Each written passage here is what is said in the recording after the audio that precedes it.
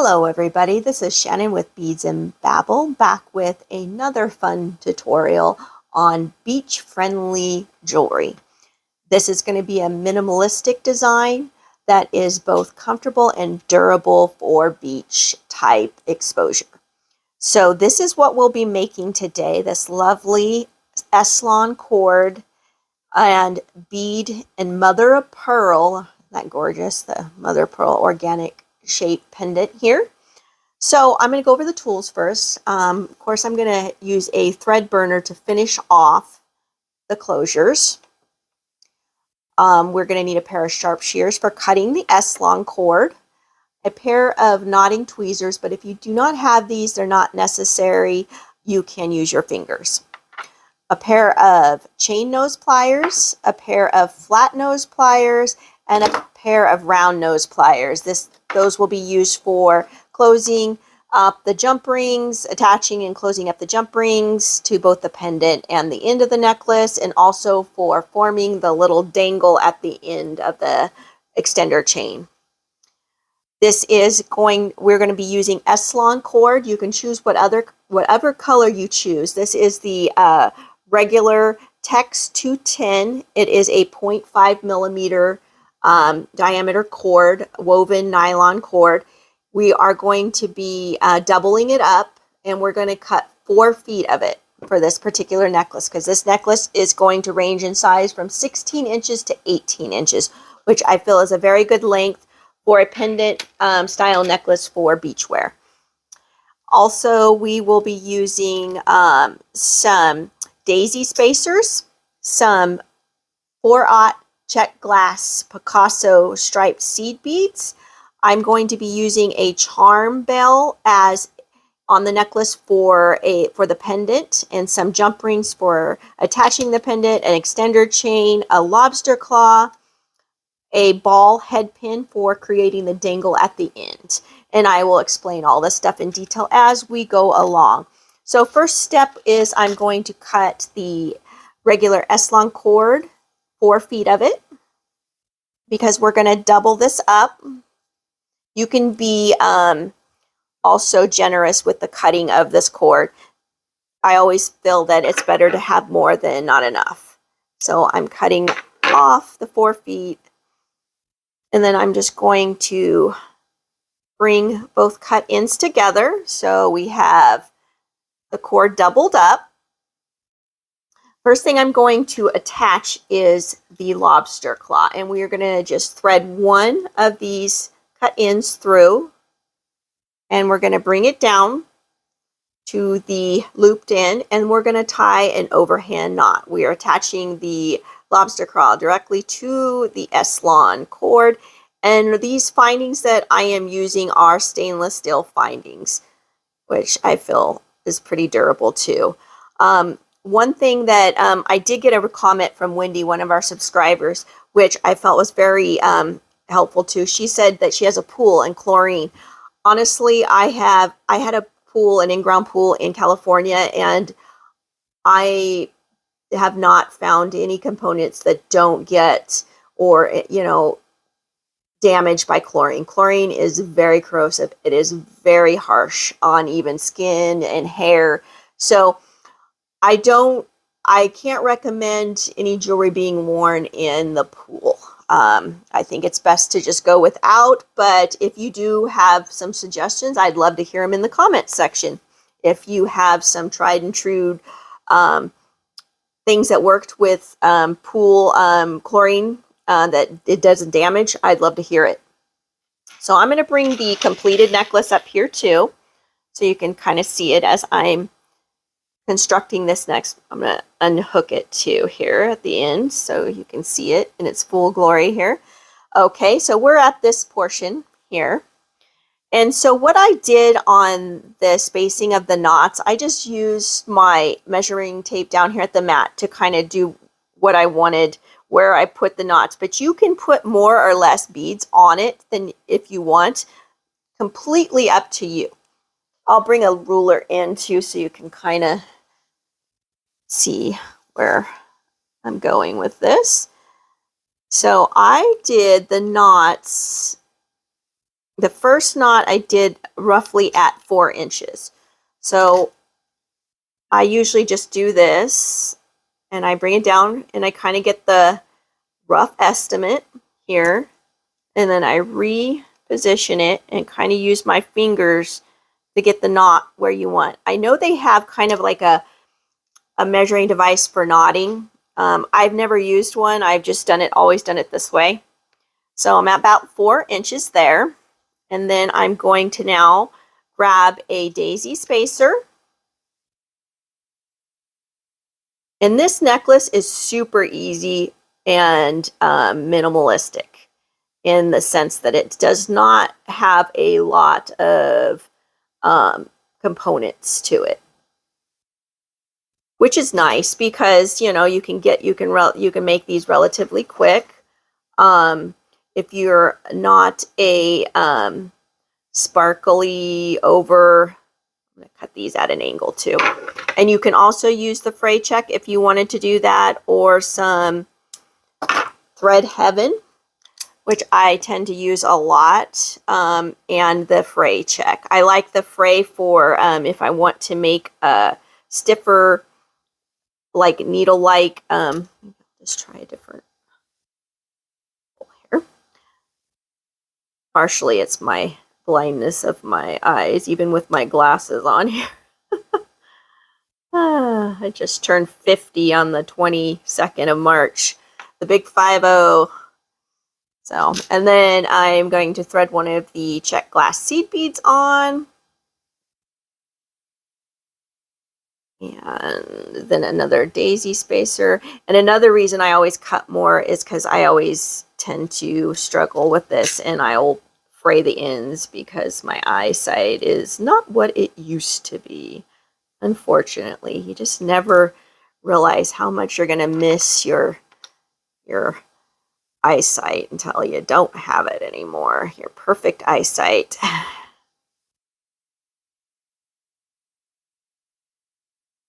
But I manage. So now this is the combo I have here. The check glass bead sandwiched between the two. And then I'm going to bring it down, and then I'm just going to tie another overhand knot. And this is, I'm going to bring my tweezers in, my knotting tweezers. Let's get this backwards when I first started. There we go. And then I'm bringing it down, the knot down, and then I'm going to open up those two cords and give them a tug. Bring that, kind of solidify that knot there. And camera, sorry, it's having a little bit of time focusing. I'm not really sure why that is happening. Good. Maybe if I come in a little bit more, that'll help. Yeah, well, sort of. Wonder if I hit a button. Would not surprise me. Okay, so now we have the first section. And then I believe I did about 2 inches from the top of the knot to the top of the next knot. And I did. So I'm going to go and just kind of roughly get my measurement and bring it through. And I'm going to bring that, and I'm going to have to adjust this a little bit because I walked it up.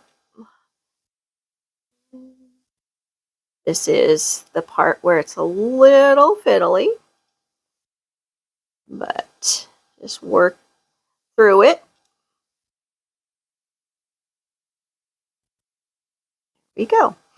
So you could do on the tutorial, the other necklace, beach necklace tutorial, where I separated these strands and I added seed beads to them. You could do that on this one as well. If you wanted a little bit more weight or more, sparkle, you could add beads to this intersection here. Design is honestly what you want it to be. You do what you do. You make it your individual pieces. If you want to add more or less, there is no right or wrong.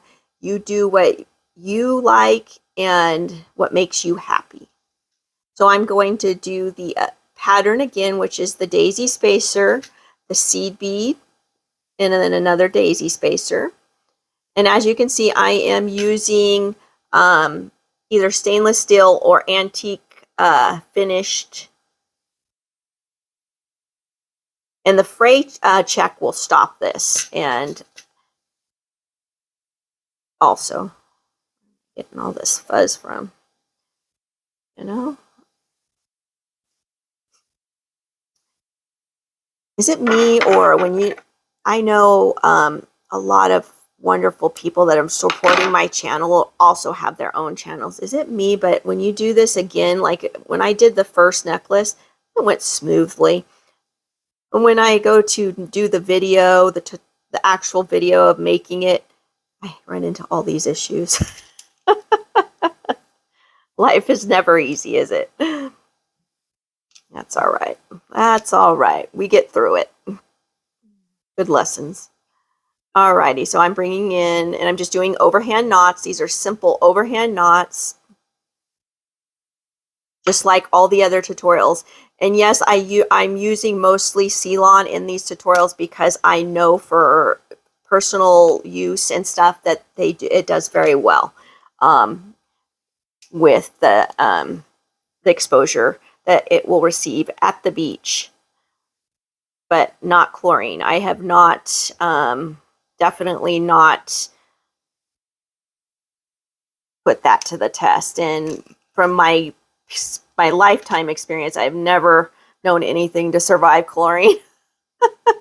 So we're going to go one more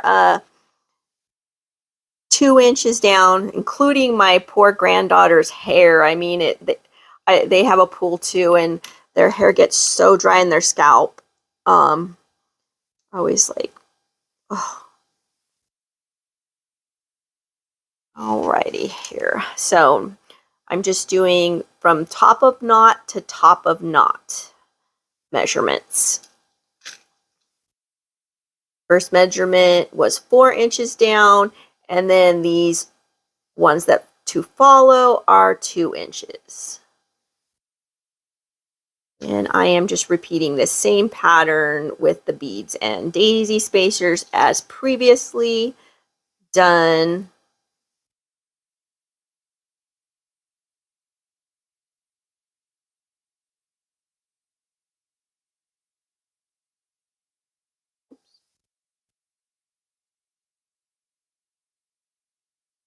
I am so eager to start my planting, but it's different climate here than what I grew up with. So I was speaking with a neighbor yesterday, and she told me that I cannot plant probably safely until May, which is so weird to me because I'm used to planting in the spring. In the spring in California, you could start planting in March, you know.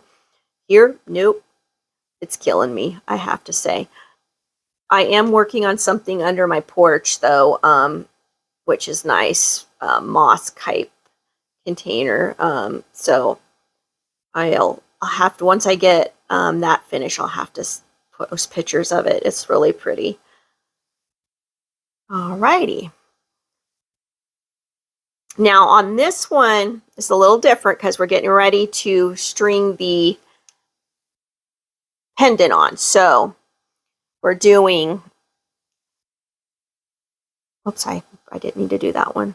I put myself through all that pain for no reason. So what I did was a daisy spacer, a 4/0 seed bead, and then I'm going to bring this charm bell in. And what I'm going to do is I am going to thread this bell, which is nice because this bell can be used for this as well. It's very large hole bell, but that's why I added the check glass bead, so it kind of takes up that large hole spacing. And then I'm going to add another one of the check glass seed beads.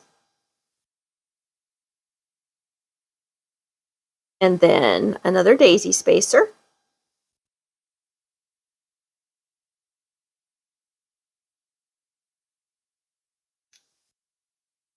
And if anybody has some suggestion for plants that can be safely and you live in the area here in Tennessee, Northeast Tennessee, let me know what plants do well, like perennial plants. I have some beds in the front of my house that I want to refresh. And right now there's some bulbs in it, some daffodils, some, I believe, yeah, I think daffodils, irises, and I believe lily of the Nile or something like that. It's a small white flower. I'll have to look at it. So I'm doing now, closing this up with a overhand knot, just like before. And so now the centerpiece is a daisy spacer, a check glass seed bead, the bell, check glass seed bead, and a daisy spacer. We'll attach the pendant at the end. So, and now we're going to space again. So top to top, knot 2 inches.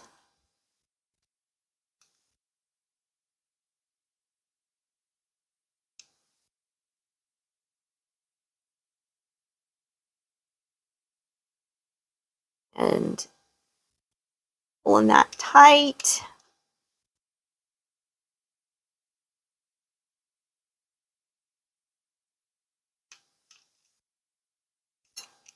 And bringing those ends together so I can thread on another daisy spacer, hopefully.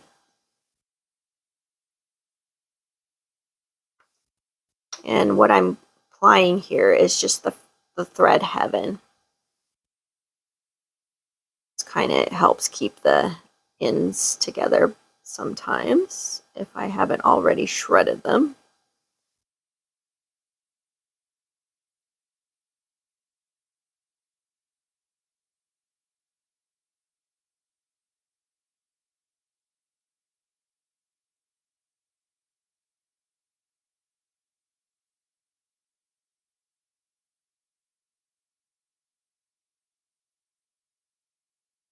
I would love to know. I have my sunset gardening book, which I need to get familiar with this zone. And apparently, though, this winter there was a freeze that it was really cold, and I guess that's unusual for this area to get that cold. And it killed my azalea that was in the front bed that was already established. I didn't know. I should have covered it. I didn't even think about it, to be honest, because everything's been new here, and I have been getting used to all the different things, and that was just one thing I just didn't even think about doing. So, yeah. I was sad about that. I cut it back. I'm hoping, I think it's a goner, but I'm still trying to be hopeful. So I cut it back last weekend, and I'm hoping that it survives and it'll bounce back. But if it doesn't, I guess I'll end up planting something else in the bed. If I can keep my little Wiener Corgi mix out of it. He was digging in my actual pots the other. Thank goodness there's nothing in them. But I'm like, where is all this dirt coming from? Yeah, it's proof. Our baby. He's a digger. And then my husband made me some bird feeders, and so I could watch the birds on the front porch, and he chases them off the fence because he made a special bird feeder so we can attach it to the fence. And as soon as he sees the birds on the bird feeder, he chases them off. I'm hoping he will stop that eventually, because I do enjoy my little birds. They have the cutest little finches here. And then there was a red cardinal, which was gorgeous last night, that we ended up seeing. And oh my gosh, I'm a definite bird watcher, lady.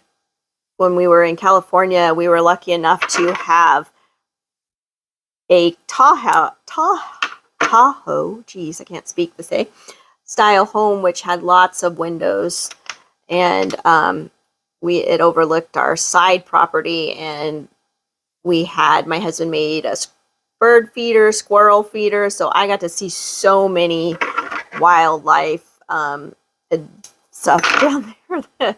It was the squirrels probably were my favorite because they were just always doing silly things, and I just cracked me up. And then we had some huge sliders, 2 sliders off the side deck, and they would come up to the sliders and the dogs would go nuts. And it was very comical because the squirrels couldn't see in the house because of the tint on the windows, but the dogs could see out, and it was just hilarious. It's just chaos at its best. This is the last little component section here of the necklace.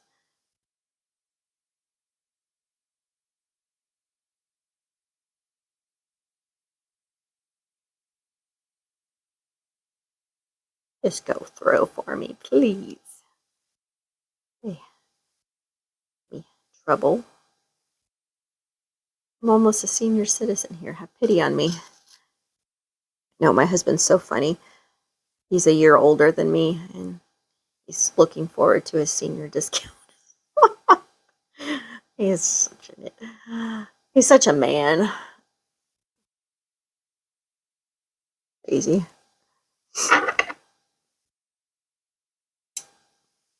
He's funny. Thank goodness he's funny. I could imagine going through life with somebody that didn't have a sense of humor. Life requires you to laugh, I'm telling you. Can't take it too seriously.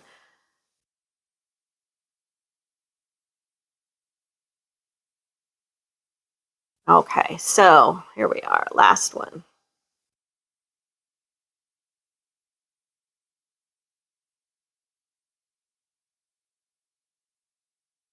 Just that overhand knot, bringing it down, separating cord, kind of lock it into place. All my shredded cord here. Alrighty, so now I'm going to do the 4 inches on this side. Knot. And I'm just going to use my measurement down here real quick. Keep tangling up on the ruler, which is why this mat here on this bead mat is the measuring on this bead mat is so nice. You don't have to worry about that. Alrighty, and now I'm going to grab the extender chain, and I've already attached a jump ring to it. And I'm going to take one end and thread it through the jump ring. You can also use a split ring, that's fine too, but with the light weight of this, I think we're okay with just a jump ring. Now I'm going to tie an overhand knot at the end here. This will secure the jump ring between the 2 cords. And I usually leave about 1/8 of an inch between each one of them, the knots. And there you have it. And then I don't particularly leave dangles on the necklaces because I think it tickles the neck and they just get wrapped in the hair. So not unlike the anklets and the bracelets, which the dangles are super cute. And I am just going to melt that down and tap it with my finger. So it kind of seals up against the knot, kind of creates its own glue. And then, like I said before, I'm throwing my remnants. I do have a box. I have a trouble. I'm not a hoarder, I swear. I just feel like I can use these for other things. Alrighty, and then I am going to make the dangle for the end of the extender chain. I'm going to use one of these stainless steel saucers and a check glass bead, same bead that I used on the necklace. I'm going to come in here with the flat nose pliers. I'm going to leave probably about a 2mm section. Bring in the round nose pliers to make my loop.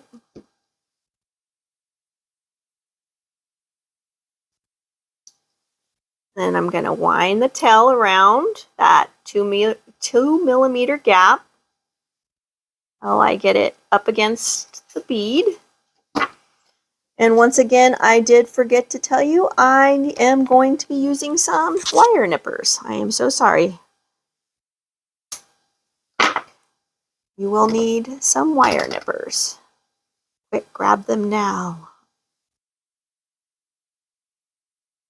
Reason why is I'll have to show you my little rack that my husband and I came up with for the side of my desk here. And what I'm doing here is I'm just pushing that tail of the wire up against the bead so it does not catch on anything. And then I am going to grab my extender chain. This chain is not soldered, so it's easier for me to open the chain link than it is to put the wire wrap on there and then go, try to wrap around the chain and all that business. So this, I find, is just a little bit easier this way, especially if your link of your chain is open. You can open them. It's not soldered chain, and you're good to go. If you can hold on to it, like me. Slide it on there. Grab this up and close this back up. Just have to have patience. And one of my other subscribers goes that her pliers were magnetized. Mine are too. I do not know if there is a fix to that or not. I will have to look into that because it is a little bit annoying. Alrighty, and then I'm going to grab the pendant and the jump ring, which this is, I believe, it is a 8mm jump ring size-wise. Since in inches, we need it in millimeters. The inside diameter is almost 6. The outside is 8. Okay, I'm taking my chain nose and my flat nose pliers to open this jump ring side to side, twisting, not pulling. See if I open that. I think I need to open a little bit larger because this is a pretty thick pendant.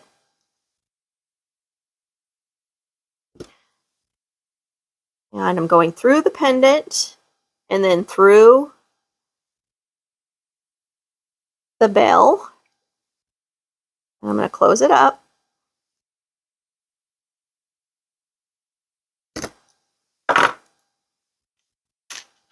And there we have it. And you can flip it either way. There is your beachy minimalistic necklace. Very cute. You can put, this is just a technique you can use. You can put different beads on this, different pendants, but I am just teaching you techniques and kind of design. But you can run with it however you choose.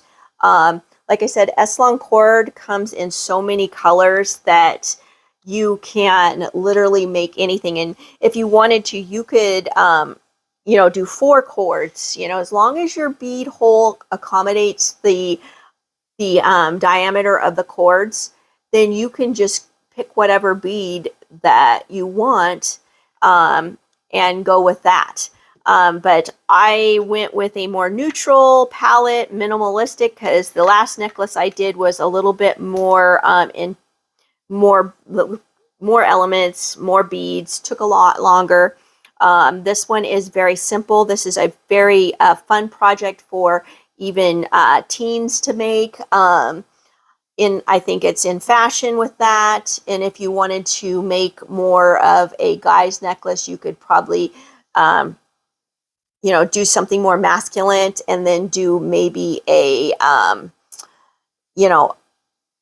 this is fine too, but a shark tooth, maybe, something like that also. So that is going to wrap it up for this tutorial. I'll be back with more tutorials. I'm not sure if I'm going to do any more beach. I may do some earrings. I'm not sure, but I'm definitely going to do some more leather. I know I had some requests for doing some more leather, using leather cording, which I love myself. So I'll be back with some more for sure, and I'll get them scheduled up for you. So if you have any questions, please leave them in the comment section. I do read them and I do answer them. And if you can hit that like button, that helps this channel out greatly. And if you're not a subscriber, come join us. We have lots of fun on this channel, and definitely appreciate all my current subscribers. Thank you guys, and I'll be seeing you.